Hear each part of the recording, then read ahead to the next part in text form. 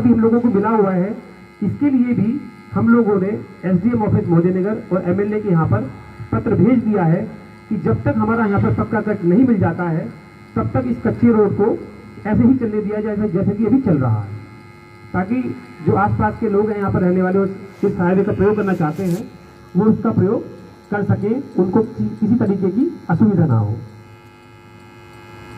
अब आगे की रणनीति के लिए मैं ये कहना चाहता हूँ कि आने वाले शनिवार के दिन हम लोग साथ मिलकर आसपास के गांव को भी साथ में लेकर कम से कम 200-250 लोग जाकर जिला जो उप जिला का ऑफिस है, यहाँ पर एसडीएम का ऑफिस है मोदीनगर पे, यहाँ पर अपना पत्र दे और सीधे एसडीएम से भी बात करें कि इस मामले का वो ठंडे बस्ते में किसी भी तरीके से नहीं डाल सकते, क्योंकि यहाँ की जनता चाहती है कि ये कट यहाँ पर उनको मिलना ही मिलना चाहिए। और अगर हम लोगों ने इसको आज इस कट के लिए प्रयास नहीं किया और ये कट नहीं लिया तो आज हमारा भविष्य तो अच्छा होगा ही नहीं, और जो यहाँ की आने वाली जो जनरेशन है उनके लिए भी एक बहुत बड़ी समस्या का कारण बनेगा।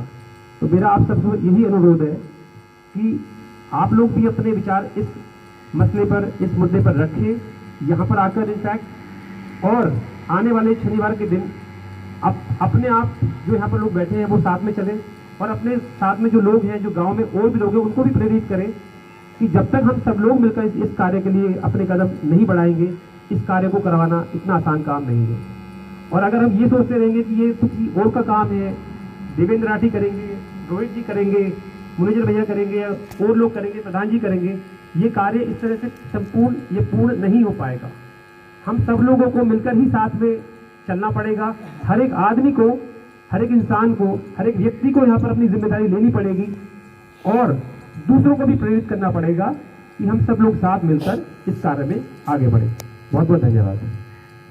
प्लान किया जाएगा, इसलिए ये संभावना है कि यहाँ पर जो आवासीय फ्लैट्स हैं, प्लॉट्स हैं, कॉलेजेस हैं, स्कूल्स हैं, कंपनीज हैं, पेट्रोल पंप्स हैं, रेस्टोरेंट्स हैं और बहुत सारी ऐसी सर्विसेज आएंगी जो हम लोगों ने अभी तक सोची भी नहीं होगी। और उस सारी सर्विसेज के लिए यहाँ पर ज़मीन की ज़रूरत पड़ेगी। इसका मतलब जब यहाँ पर ज़मीन की ज़रूरत पड़ेगी तो यहाँ पर ज़मीन के रेट बहुत ज़्यादा बढ़ जाएंगे। जो ज़मीन यहाँ पर आज 5 लाख रुपए बीघा, 10 लाख रुपए बीघा बिक रही है, वो आप सोच भी नहीं सकते। वो उसका रेट 2 करोड़ रुपए बीघा, 3 करोड़ रुपए बीघा तक भी चला जाएगा। उसका फायदा इस पूरे क्षेत्र के लोगों को होगा, उनका आर्थिक विकास होगा और वो एक बेहतर जीवन की न सिर्फ कल्पना कर पाएंगे बल्कि उस जीवन को जी भी पाएंगे। जैसा कि अभी आप लोग देखते हैं कि गाजियाबाद के जो आसपास के गांव हैं या मेरठ के आसपास के जो गांव है, जो हाईवे के आसपास आते हैं खासकर, उनका जीवन स्तर कितना हम लोगों से आगे चला गया है। उसका सिर्फ एक ही कारण है कि उनकी जमीन के रेट बहुत ज्यादा महंगे हैं और हमारी जमीन के रेट बहुत ज्यादा कम है। ऐसा बिल्कुल भी नहीं है कि उनके पास बहुत ज्यादा जमीनें हैं, उनकी जमीनें हो सकता है हम लोगों से भी कम हो, लेकिन उनकी 2 बीघे जमीन 4-5 करोड़ रुपए की बैठती है, जो कि आज के हिसाब से काफी ज्यादा वैल्यू है।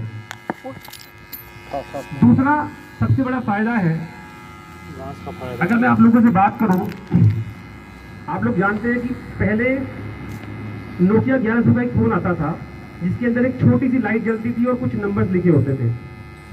और आज के जो फोन आते हैं वो स्मार्टफोन है। उस फोन से आप बहुत सारे काम घर बैठे बैठे कर सकते हैं। आज का जो सारा सिस्टम है वो स्मार्टनेस के ऊपर चल रहा है। Smart TV, smart fridge, smart घर, स्मार्ट हाईवे, ये जो हमारे बराबर में जो हाईवे बनकर तैयार हुआ है ये एक स्मार्ट हाईवे है। स्मार्ट हाईवे इसलिए है क्योंकि ये हाईवे आपके गांव को इस पूरे देश के साथ जोड़ देता है। आप इस देश के अगर किसी भी कोने में जाना चाहते हैं तो अपने गांव में इस कट से, यहाँ पर अगर ये कट मिल जाता है, इस कट से चढ़कर देश के किसी भी कोने में पहुंच सकते हैं। उदाहरण के तौर पर अगर आप उत्तर की दिशा में जाना चाहते हैं, चंडीगढ़, पंजाब, हिमाचल प्रदेश, तो आप यहाँ से चढ़कर ईस्टर्न पेरिफेरल ले जाएंगे, वहाँ से कुंडली की तरफ जाकर करनाल हाईवे लेकर और सीधे आप चंडीगढ़ की तरफ पहुँच जाएंगे। अगर आपको जयपुर, गुड़गांव या बॉम्बे जाना है तो आप इस हाईवे से चढ़कर ईस्टर्न पेरिफेरल वे लेकर NH8 पहुंचकर और सीधे आप जयपुर पहुंच जाएंगे। यहाँ से मुश्किल से 4 से 5 घंटे में दूरी तय की जा सकेगी। अगर आपको पूर्वी दिशा की तरफ जाना है तो आप यहाँ से चढ़कर ईस्टर्न पेरिफेरल रेलवे लेंगे और वहाँ से ताज एक्सप्रेसवे पर जाकर आगरा, लखनऊ, कानपुर और आगे आप इलाहाबाद तक चले जाएंगे। साथ ही साथ आप लोगों को पता ही है कि गंगा एक्सप्रेसवे भी अंडर कंस्ट्रक्शन है आज की डेट में, और वो भी इस हाईवे के साथ लिंक हो जाएगा, तो आप इलाहाबाद तक यही इसी रोड से चढ़कर जा सकेंगे। इसका मतलब ये है कि इस स्मार्ट हाईवे की वजह से इस गांव के लोग, इस पूरे क्षेत्र के लोग पूरे देश के साथ कनेक्ट हो जाएंगे, जो कि अपने आप में एक बहुत बड़ी बात है। तीसरा फायदा, जो यहाँ के स्थानीय लोग हैं जो डेली अपने काम से, अपने जॉब के लिए, रोजगार के लिए बाहर जाते हैं या पढ़ने बाहर जाते हैं, वो लोग अपने गांव में रहकर ये सारी की सारी प्रक्रिया कर पाएंगे, जिनसे उनके जीवन स्तर में काफी सुधार होगा। अब यहाँ पर सवाल ये है कि हम लोग सोचते हैं कि ये हम कैसे करवा पाएंगे, क्या हम इसकी हम मांग भी कर सकते हैं कि नहीं कर सकते हैं सरकार से या यहाँ के जो एडमिनिस्ट्रेशन है, विभाग है, उससे। हम लोगों को ये समझना होगा कि इस हाईवे को जो बनाने के लिए जमीन लगी है, वो जमीन हमारे क्षेत्र के लोगों के पुरखों की जमीन है। ये कोई किसी ने गिफ्ट में जमीन नहीं दी है, ये सिर्फ हमारी मांग ही नहीं है, हमारा अधिकार भी है कि हम अपनी जमीन के ऊपर, जो जिन लोगों की जमीन नहीं है, कुछ टोल टैक्स देके इस हाईवे का प्रयोग कर पाएंगे और 100 और 120 की स्पीड से यहाँ से अपना यात्रा पूरी कर पाएंगे। और जो यहाँ के लोग हैं जिन्होंने अपनी जमीन दे दी है, उनको उसका कुछ भी फायदा नहीं होगा, बल्कि इस हाईवे के बनने से उल्टा यहाँ पर लोगों को नुकसान हुआ है, क्योंकि जो लोगों की पुरखों की जमीन थी वो जा चुकी है। और अगर आप ये सोचते हैं कि 50 लाख या करोड़ रुपए लेकर उस जमीन की कीमत पूरी की जा सकती है, तो ये सरासर ठीक नहीं है, क्योंकि जमीन की कोई कीमत नहीं लगा सकता, कभी भी नहीं लगा सकता। ये तो एक हमारे देश को चलाने के लिए जो व्यवस्था है, उसकी वजह से हमें ये जमीन देनी पड़ी है। अदरवाइज जमीन का रेट अगर 50 लाख रुपए बीघा भी है तो बहुत ज्यादा नहीं है। ये मैं आपको बता देना चाहता हूं।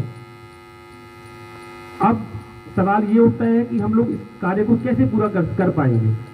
इस कार्य को पूरा करने के लिए सबसे जरूरी है कि हम सब लोग साथ मिलकर खड़े हो।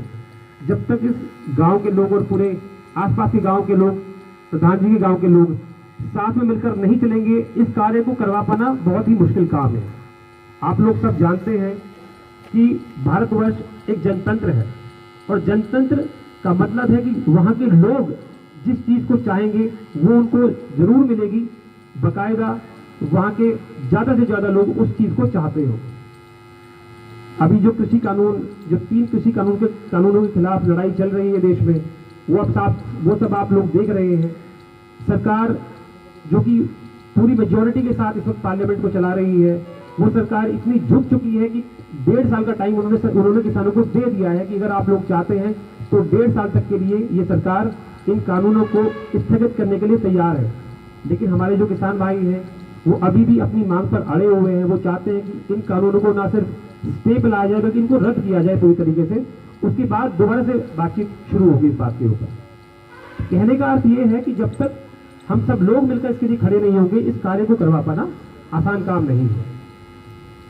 अब मैं आप लोगों को ये बताना चाहूंगा कि अभी तक इस कार्य को आगे बढ़ाने के लिए हम लोगों ने क्या क्या प्रयास किए हैं। अभी तक हम लोगों ने इस लिंक रोड को बनवाने के लिए SDM office Modinagar, DM office Ghaziabad, स्थानीय विधायक मिसेस मंजू सिबाज को हम लोगों ने पत्र दे दिए हैं। उनकी जानकारी में ये बात आ चुकी है कि इस कट के लिए कुछ लोग प्रयास कर रहे हैं। यहां तक कि हम लोगों ने उनको रिमाइंडर लेटर भी भेज दिए हैं। आप लोगों को जानकर शायद थोड़ा आश्चर्य होगा कि हम लोगों ने इस मीटिंग के लिए एसडीएम मोदीनगर और एमएलए मंजू सिबाज को भी एक निमंत्रण भेजा था कि वो इस मीटिंग में आकर लोगों की बात सुने, लोगों की बात समझे, उनके विचार जाने और लोगों की कितनी जरूरत है इस लिंक रोड को लेने के लिए, उस बात को समझने की कोशिश करें। शायद किसी व्यस्त कार्यक्रम की वजह से वो लोग आज यहाँ पर नहीं पहुंच पाए हैं, लेकिन हम लोगों को इस बात से अपना उत्साह नहीं खोना है और साथ मिलकर इस कार्य के लिए निरंतर प्रयास भी करना है। पिछले हफ्ते मैंने ये कहा था कि अभी जो एक कच्चा रोड के साथ, इस हाईवे के साथ हम लोग लिंक है, जो कच्चा रास्ता भी मिला हुआ है, उसको किसी भी तरीके से, किसी भी हालात में फिलहाल बंद ना होने दें। ये कच्चा रास्ता हमारे लिए अत्यंत महत्वपूर्ण है। क्योंकि जब तक ये कच्चा रास्ता चलता रहेगा तब तक हमारा क्षेत्र इस हाईवे से जुड़ा रहेगा और हम जो प्रयास कर रहे हैं अभी उसको भी बल मिलेगा। जिस दिन ये रास्ता बंद हो गया उस दिन हमारे लिए काफी मुश्किलें आ जाएंगी। आप लोगों की जानकारी के लिए ये भी